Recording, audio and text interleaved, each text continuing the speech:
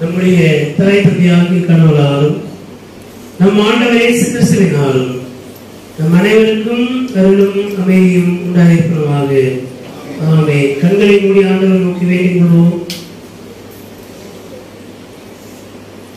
விண்ணுலகிலிருந்து மண்ணுலகிற்கு இறங்கி வந்திருக்கிற எங்கள் அன்பின் நல்ல கடவுளே, உடைய ஒன்றான மகனாகிய இயேசு கிறிஸ்துவின் வழியாக உடைய நிறைவான அன்பையும் ஆசீர்வாதத்தையும் அருளையும் இந்த முழு மாநிலமும் பெற்றுக்கொள்ளும்படியாக இயேசு கிறிஸ்துவின் வார்த்தையான கடவுள் மனிதராக வந்து பிறந்ததற்காக நன்றி படைக்கிறோம்.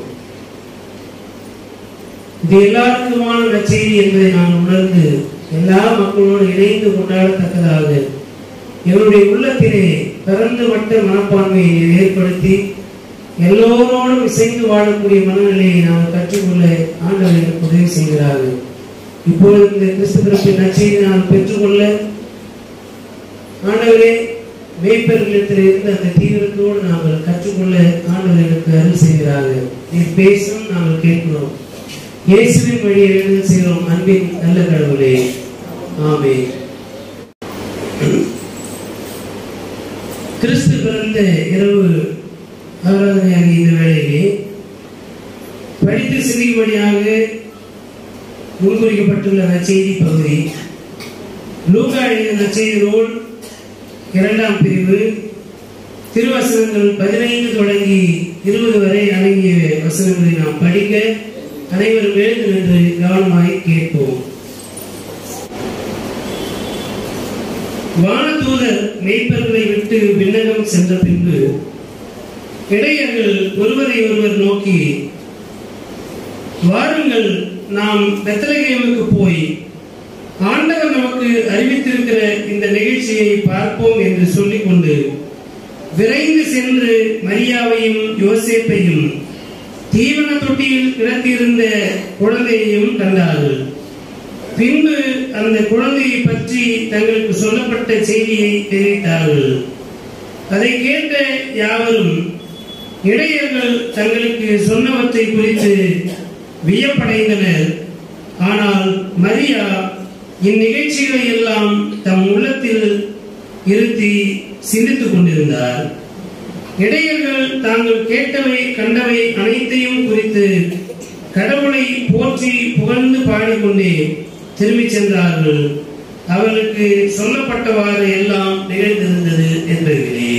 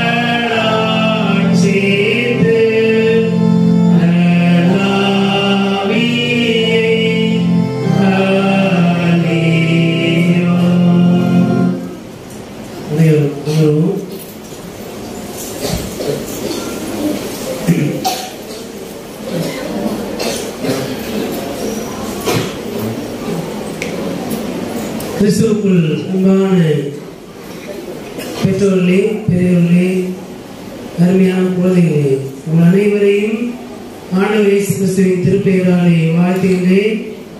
சிறப்பாய் கிறிஸ்து பிறந்த இரவு போத்தனைகளையும் வாழ்த்துகளையும் தெரிவித்துக் கொள்கிறேன். Happy Christmas. Happy Christmas. திட்டதெல்லாம் திட்டி போடுறீங்க, அப்புறம் ஹாப்பி கிறிஸ்மஸ் சொல்றீங்க.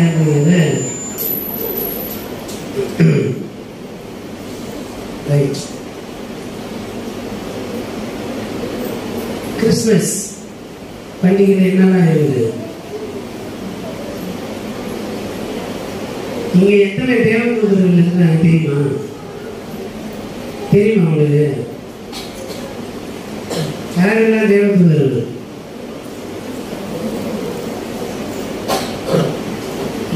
வந்து நிற்க வைக்கிற பாக்குறீங்களா? யாரெல்லாம் வந்து பஜனைக்கு வந்தாங்கன்னா ஏது பஜனையில வந்து நான் பாட்டு பாடினேன் அப்படின்றவனா ஏது அப்படியே திரும்பி அந்த பக்கம் முகத்தை காமிங்க. திரும்பி ஏது முகத்தை காமிங்க. காவிரியன் தூதனை யாரெல்லாம் பார்த்துருக்கீங்க? இவங்கதான் காவிரியன் தூதர்கள். அல்லேலூயா, அல்லேலூயா.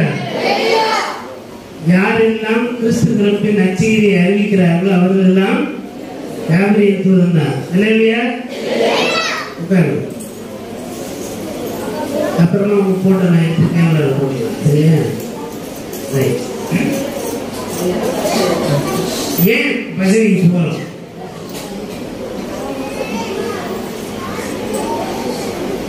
இன்னைக்கு கிறிஸ்துமஸ் எத்தனை பேருக்கு தெரியும்? இன்றைக்கு இரவு ஆராதனை இருக்குன்னு எத்தனை பேருக்கு தெரியும்? எல்லாருக்குமே தெரியுமா? வெய்யாலுமா வெய்யாலுமா எத்தனை பேர் ஆராதனை ஆரம்பிக்கிறதுக்கு முன்னாடி வந்தீங்க?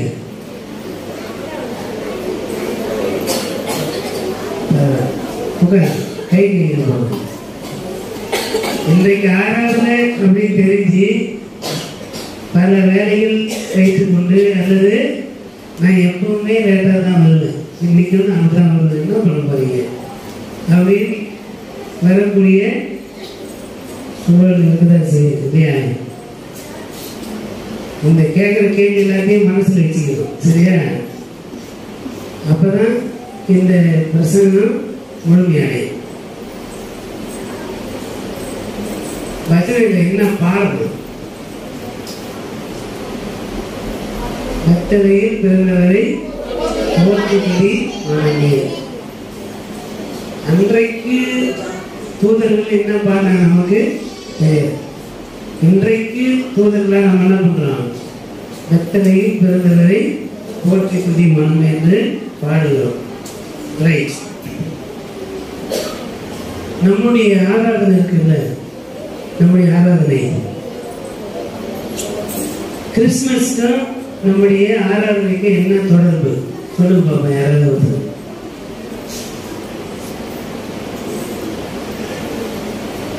கிறிஸ்துமஸ்க்கும் நம்முடைய ஆராதனை இருக்குல்ல, ஒவ்வொரு ஞாயிற்றுக்கிழமையும் அந்த ஆராதனைக்கு கிறிஸ்துமஸ் என்ன தொடர்பு?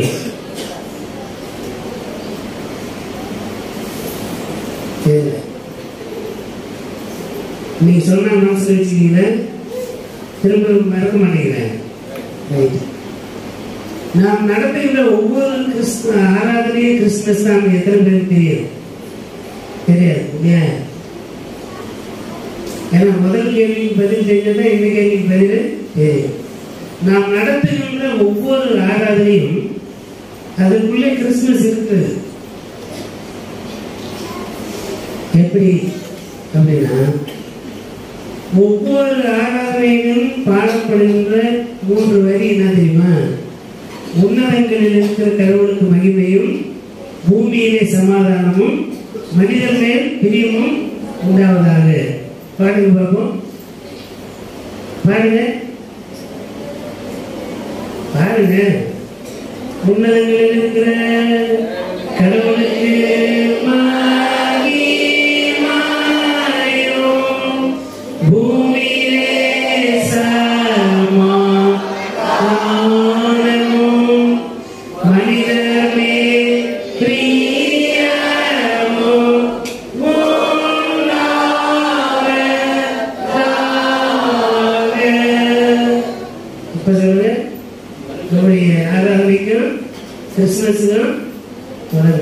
ஒவ்வொரு ஆராதனையிலும் இந்த பாடல் வரி இல்லாம நம்ம ஆராதனை நடத்துறதே இல்லை.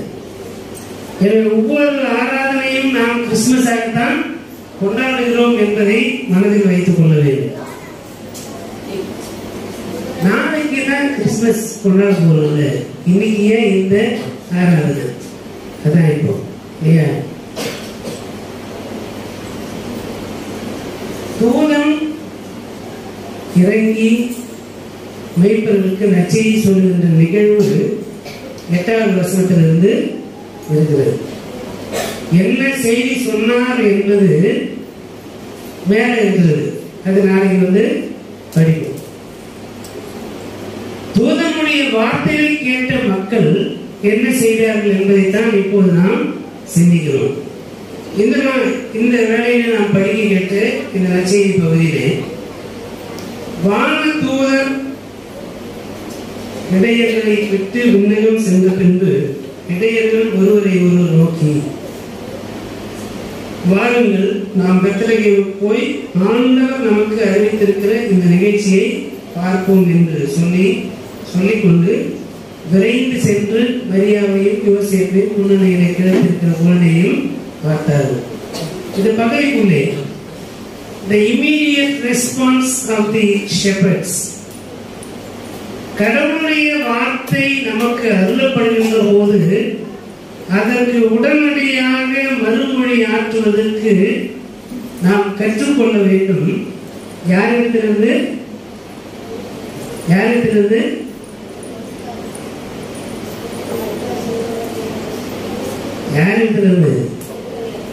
மேய்ப்பர்களிடத்திலிருந்து.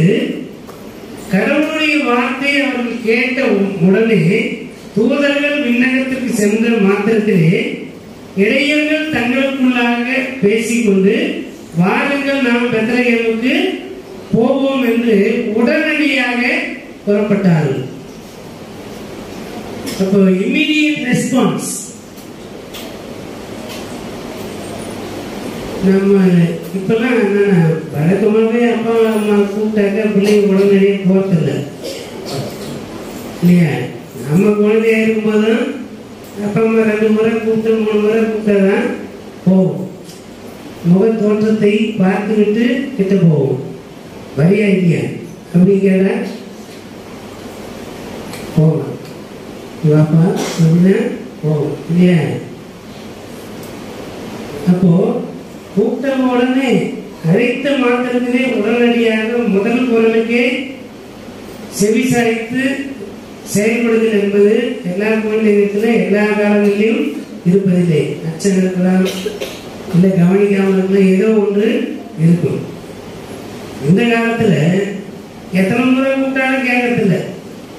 காதில் வந்து ஹெட்போனு இல்லை அது என்ன அது பேரு ஏர்பேட்ஸா, ஏற்பாடு எடுத்து மாட்டிக்கிட்டு 6 லட்சம் கேட்குறேன். எவனா போதலாம தெரியாத அளவுக்கு என்ன பண்றான், பாட்டு கேட்டு இருக்கிறான். எங்கோ எப்போது யாரோ பாடினதை பேசினதை காதில் கேட்கிற நம்ம பக்கத்தில் இருக்கிறவங்க பேசுறத கேட்பதே கிடையாது. இன்றைக்கு இந்த உலகம் மிகவும் இரைச்சல் நிறைந்த உலகமாக இருக்கிறது. நாம் இரைச்சல் நிறைந்த உலகத்திற்குள்ளே இருக்கிறோம். ஆனாலும் கடவுளுடைய வார்த்தைக்கு செவிசாய்ப்பதற்கு நாம் எப்பொழுதும் கவனமாக இருக்கின்ற மக்களாக இருப்பதற்கு அழைக்கப்படுகின்றோம். இந்த மேய்ப்பர்கள் இயேசு கிறிஸ்துவின் பிறப்பை கேட்ட மாத்திரத்திலே உடனடியாக தீவிரமாய் போனார்கள். 12 காலமாய் தங்களுடைய மீட்புக்காக மெசியா வருவார் என்று காத்திருந்த மக்கள் இப்போது மீட்பர் பிறந்திருக்கிறார் என்று சொன்ன உடனே தன்னுடைய வேலை, ஜாப் ஆப்பர்ச்சுனிட்டி, தன்னுடைய வேலை வாய்ப்பை என்ன பண்ணிட்டாங்க, முதலிட்டு போயிட்டாங்க. ஆடுகளின் மீது அக்கறை இல்லாமல் அவர்கள் போகவில்லை. மாறாக தலைமை மேய்ப்பராகிய இயேசு கிறிஸ்துவை பணிந்து கொள்வதற்காக அவர்கள் போனார்கள். ஆட்டை அப்படியே வனாந்தரத்தில் விட்டுட்டு போயிடல.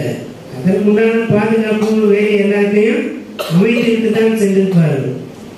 ஆனால் நெடுங்காலமாய் காத்திருந்த அந்த மக்கள் மேசியாவை காண்பதற்கு மிகவும் தீவிரமாய் சென்றார்கள்.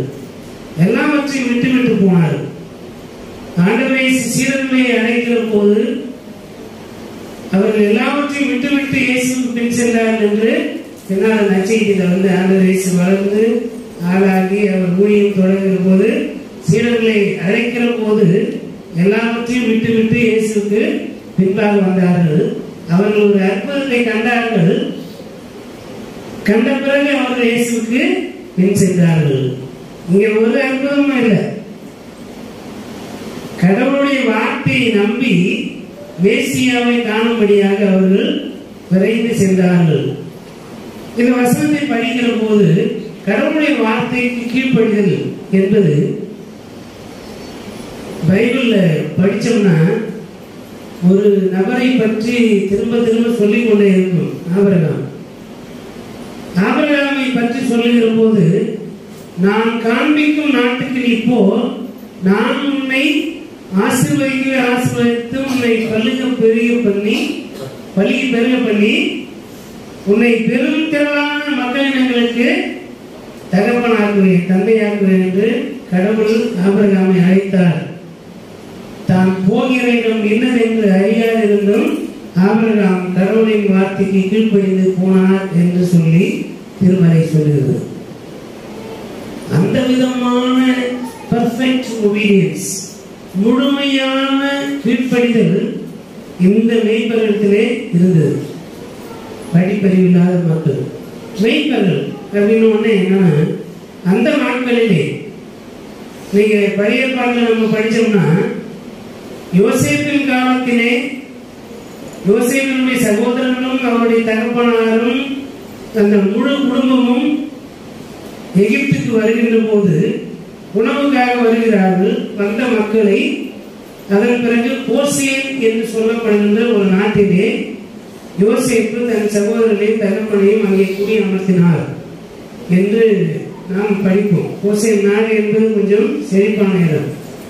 ஆனால் ஏன் அவர்கள் அந்த கோசேன் என்கின்ற இடத்துல வைக்கப்பட்டார்கள் அப்படின்னா, இவர்கள் ஆடு மாடு மேய்க்கின்ற தொழிலை குல தொழிலாக செய்தவர்கள்.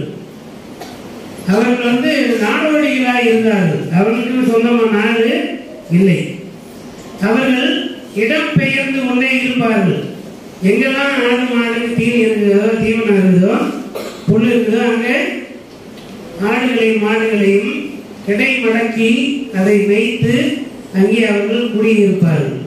நம்ம ஊர்லயே பார்த்தோம்னா நிறைய மாடுகளை ஓட்டு அங்கங்கே தங்குவார்கள்.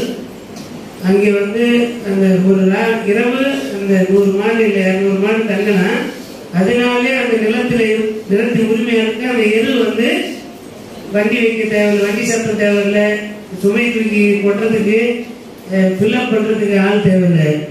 மாடு உணர்ந்தாங்க தங்க வச்சுட்டா அங்கே அது அந்த எரு சாமம் எருவாக அந்த நிலத்துக்கு கிடைச்சிடும். அப்போ அப்படி தங்க வைக்கிற போது அந்த மேய்ப்பர்களுக்கு இரவு உணவு ஒரு கணிசமான தொகை அந்த மேய்ப்பர்களுக்கு கொடுக்கப்படும்.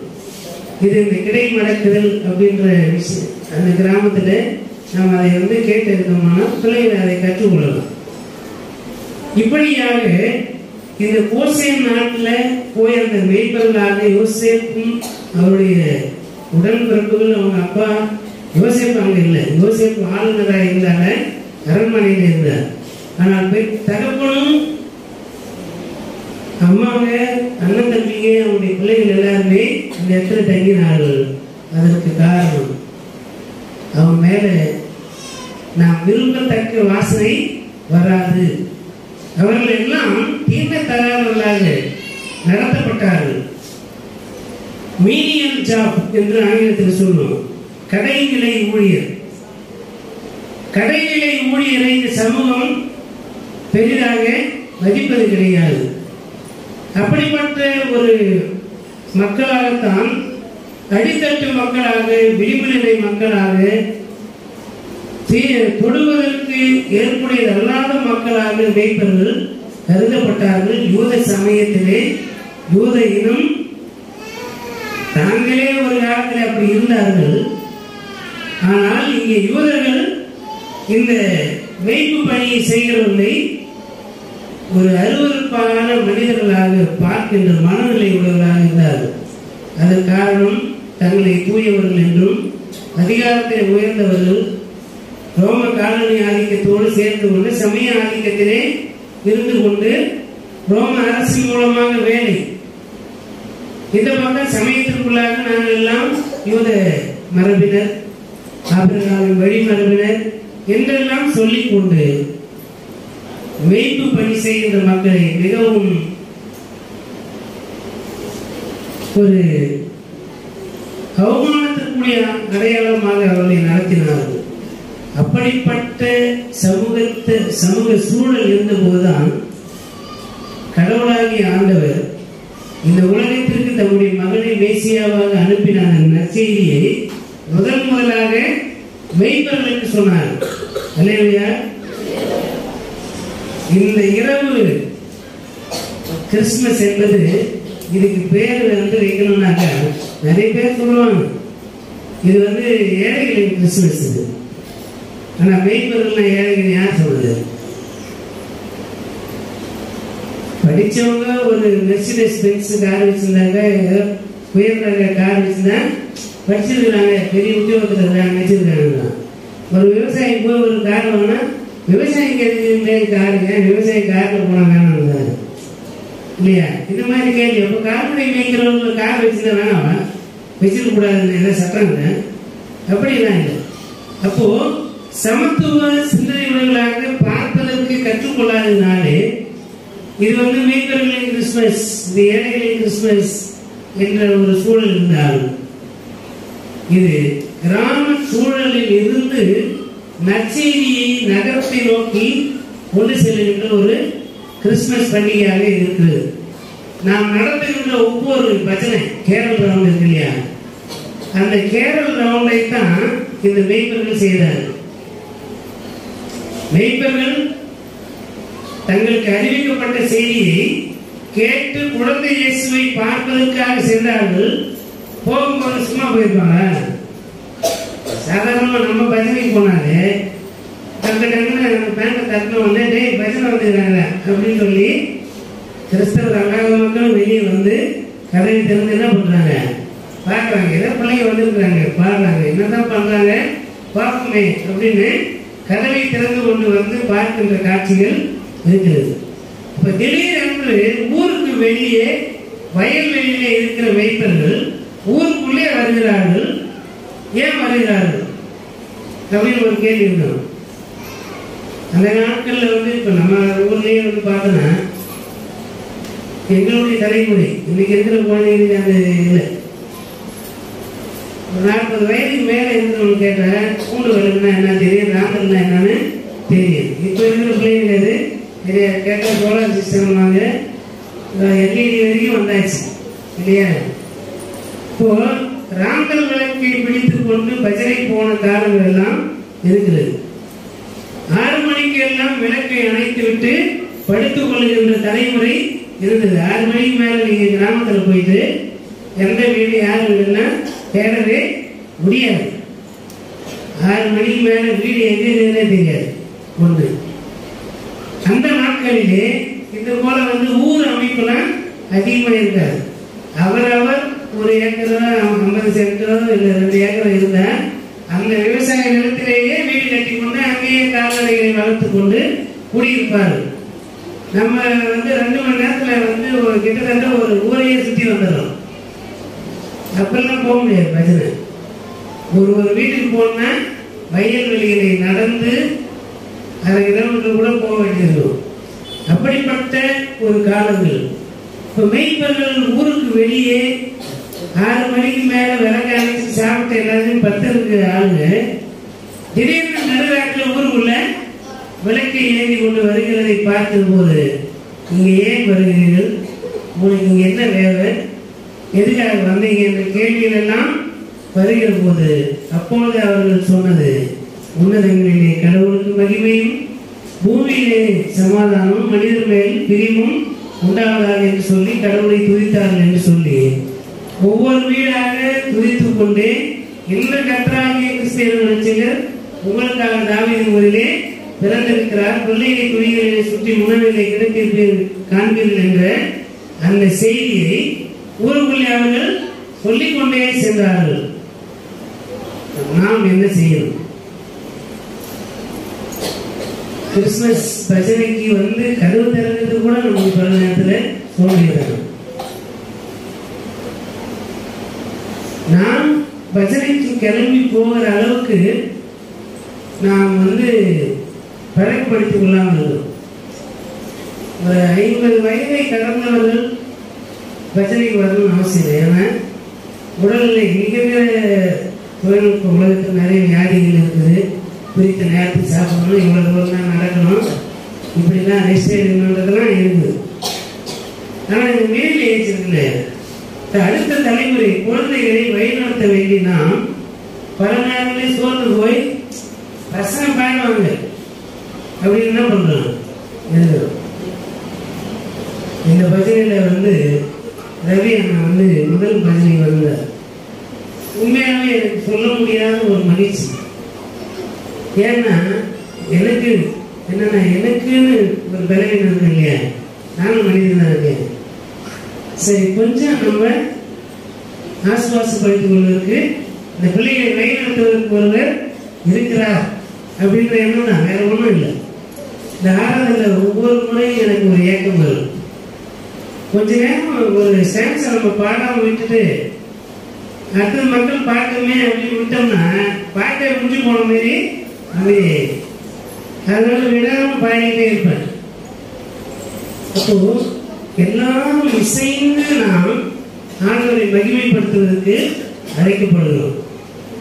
இப்போ கடவுளை நாம் வழிபடுவதற்கு தீவிரம் காட்ட வேண்டும். கடவுளுடைய வார்த்தையை கேட்பதற்கும் அதன்படி செய்வதற்கும் நாம் மிகவும் பொறுப்புள்ளவர்களாகவும் தீவிரம் உள்ளவர்களாகவும் இருப்பதற்கு நாம் இந்த மெய்ப்பொருளிடத்திலிருந்து நாம் இந்த கிறிஸ்து பிறப்பின் காலங்களை கற்றுக்கொள்வதற்கு அழைக்கப்படுகின்றோம். எல்லாவற்றையும் விட்டுவிட்டவர்களாக மேசியாவை உடனடியாக பார்ப்பதற்காக அவர்கள் சென்றார்கள். அந்த உணர்வு நமக்கு இருக்க வேண்டும். நிறைவாக ஒரு 2 விதமான மனநிலையுடைய மக்களை குறித்து நான் சொல்லி நிறைவு செய்கிறேன். இந்த பகுதிக்குள்ளே ஒரு பக்கம் மெய்ப்பர்கள், தூதர்கள் போயாச்சு இல்லையா, மெய்ப்பர்கள் இருக்கிறாங்க. மெய்ப்பர்கள் இப்போ இயேசு குழந்தை இருக்கிற இடத்துக்கு வந்திருக்கிறாங்க. யாருக்கிட்ட பேசுறாங்க? யார்கிட்ட பேசுறாங்க? இப்ப அங்க வந்த உடனே, அந்த முன்னணிக்கு வந்த உடனே யாராவது ஒருத்தர் கேள்வி கேட்டிருப்பாங்கல்ல? யார் கேள்வி கேட்டிருப்பாங்க?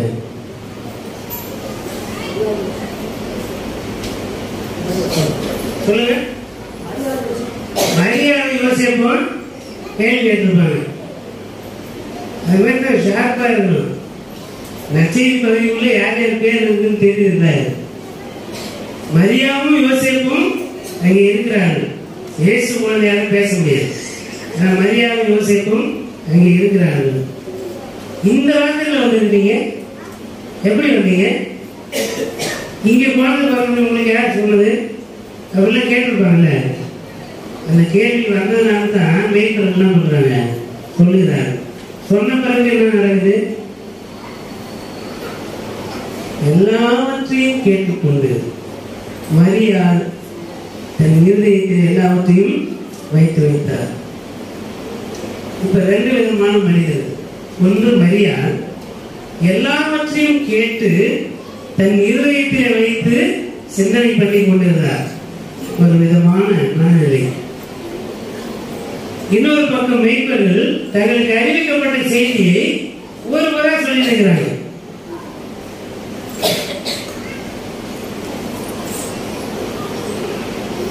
நம்ம எப்படி தெரியுமா? நம்ம யாருக்காவது ஏதாவது செய்திருந்தா அது ஊரெல்லாம் போய் சொல்லுவோம். நமக்கு யாராவது நன்மை செஞ்சிருந்தா அதை அப்படியே உள்ளத்திலேயே வச்சு வச்சிடும். அதுக்கு பேசிக்கான நன்றியை கூட என்ன பண்ண மாட்டாங்க, காட்டணும் இல்லையா? நம்ம தானே.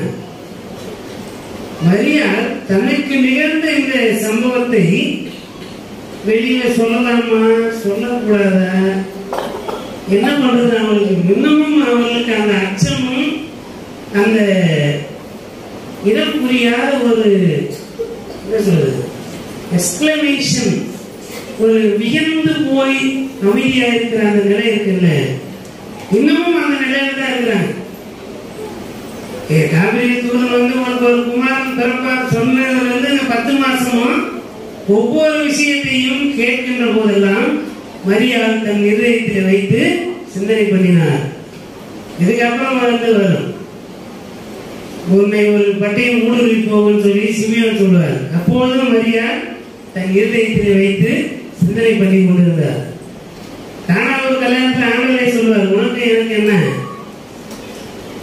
நம்ம அமைதியா இருக்கிறோம் அப்படின்னு சொல்லும் போதும் தன் மகன் சொல்வதை கேட்டு அப்படியே அமைதியாயிடுவாங்க. மரியா தன் மகன் என்ன செய்யறாரு, இப்ப வேலைக்காரங்களை கூப்பிட்டு அவர் என்ன சொல்றாரு அதுபடி செய்யுங்க, நான் ஒன்றும் சொல்றதுக்கு இல்லை. இப்ப அப்போதும் என்ன இப்படி சொல்றாரு அப்படின்னா இல்லாம அமைதியாக இருந்தார். தன் இருதயத்திலே வைத்து சிந்தனை செய்வது. கடவுள் நமக்கு செய்கின்ற அற்புதங்களையும் அடையாளங்களையும் இருதயத்தில் வைத்து சிந்தனை செய்கின்ற மக்களாகவும் நாம் இருக்க வேண்டும்.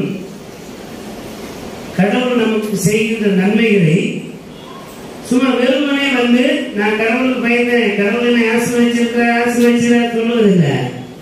எதற்காக ஆசீர்வதித்தார்? இப்போ எல்லாரும் வாழ்வு பெற வேண்டும் என்பதற்காக என்னை ஆண்டவர் ஆசீர்வதித்திருக்கிறார். எனக்கு இவ்வளவு இருக்குது, இந்த பகிர்ந்து கொடுக்கிறேன் என்பதற்காக நாம் பிரசங்கிக்கின்ற மக்களாக இருக்க வேண்டும். மேய்ப்பர்கள் வெறுமையாக வரல, தங்கள் இடையிலிருந்து ஒரு ஆட்டை ஆட்டுக்குட்டியை காணிக்கையாக கொண்டு வந்துதான் படைக்கிறார்கள்.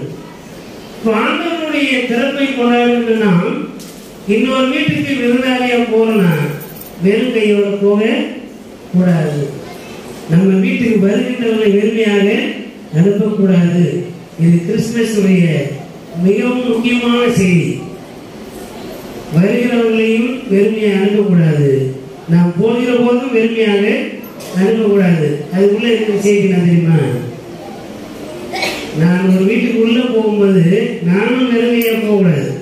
ஏன்னா அந்த வீட்டுக்குள்ள திருப்பி அனுப்புறவங்க வெறுமையா அனுப்பக்கூடாது. அப்ப என்ன அதுக்கு அர்த்தம்? சரி, பகிர்ந்து வாழ வேண்டும். சகோதரத்துவ அன்பு என்பது நீ எனக்கு கூட நான் உனக்கு கூட, அதாவது நம்ம கொடுக்குறவங்க கொடுக்குற அப்படின்ற அர்த்தம் இல்லை. எதையாகிலும் கொடுக்க வேண்டும். அன்பை நாம் வெளிப்படுத்துவதற்கு எதையாகிலும் செய்ய வேண்டும். மேய்ப்பர்கள் நற்செய்தியை அறிவித்ததோடு மாத்திரமல்ல, காணிக்கையை கொண்டு வந்த ஆண்டவருக்கு என்று படைத்தார்கள் என்கின்ற அந்த சிந்தனையை நாம் பெற்றுக்கொள்ள வேண்டும். எல்லாவற்றையும் மனதில் வைத்துள்ளாங்க.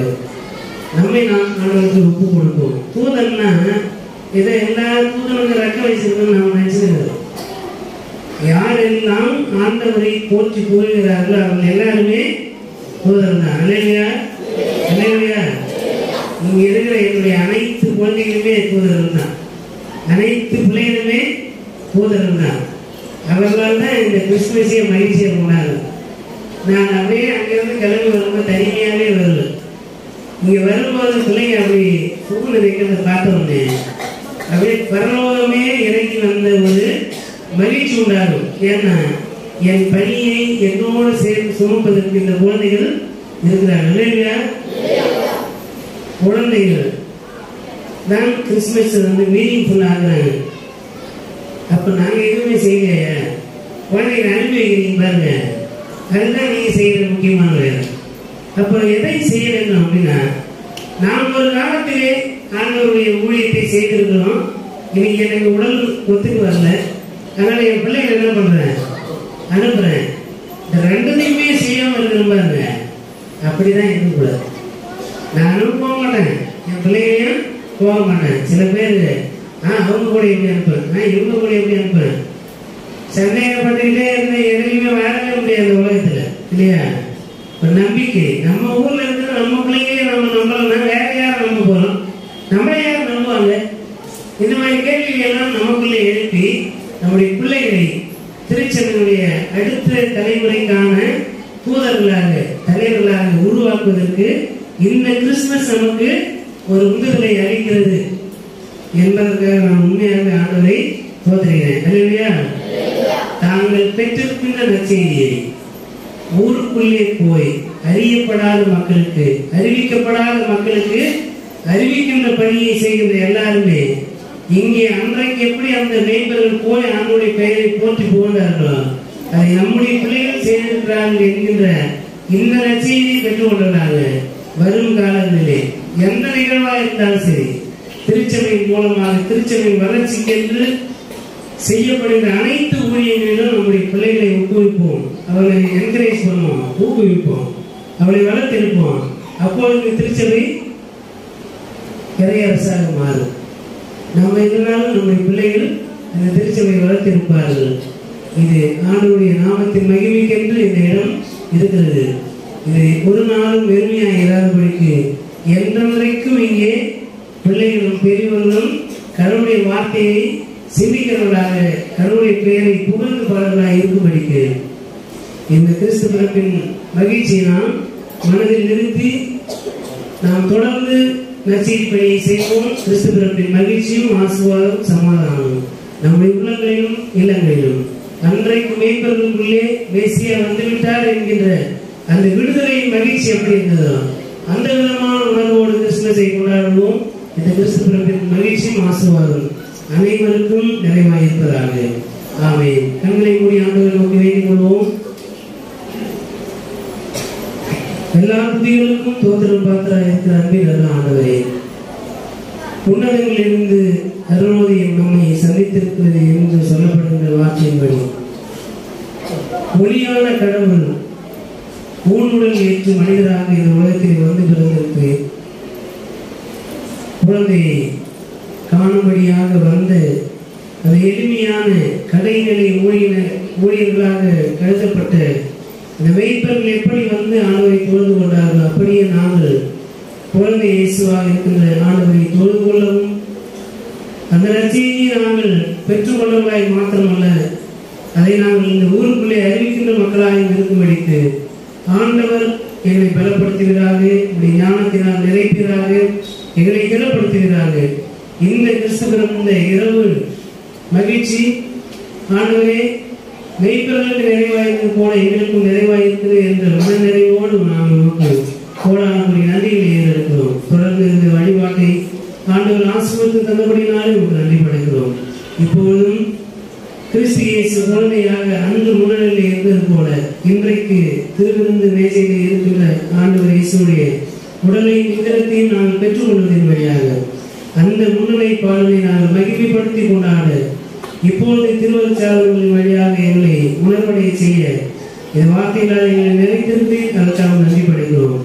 தொடர்ந்து இந்த வழிபாட்டை தொடர்ந்து நடைபெறுகின்ற உணவு ஐக்கியத்திலும் அனைவரும் பங்கேற்று ஆளுடைய பெயரின் மகிமைக்கின்று இந்த உணவு ஐக்கியத்தில் பங்கேற்று மகிழ்ச்சி பெற ஆண்டவர் அருள் செய்கிறார்கள். வழிபாட்டில் பங்கேற்றிருந்த மக்கள் ஒவ்வொருவரையும் பெரியோர் முதல் சிறியோர் வரையிலும் அனைவரையும் ஆசிரியக்கிறார்கள்.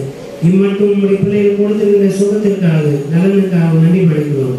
தொடர்ந்து இந்த அனைத்து வழிபாடுகள் அனைத்து நிகழ்வுகளோடும் எங்களோடு கூட எங்களை ஆட்கொண்டு வழிநடத்துகிறார்கள். போய் ஆவியானுடைய வழிநடத்துகிற பராமரிப்பு காலைக்கு ஒப்புக்கிறோம். ஆண்டு கொள்ளும் வழிநடத்து பலப்படுத்தும் காத்துக்கொள்ளும்.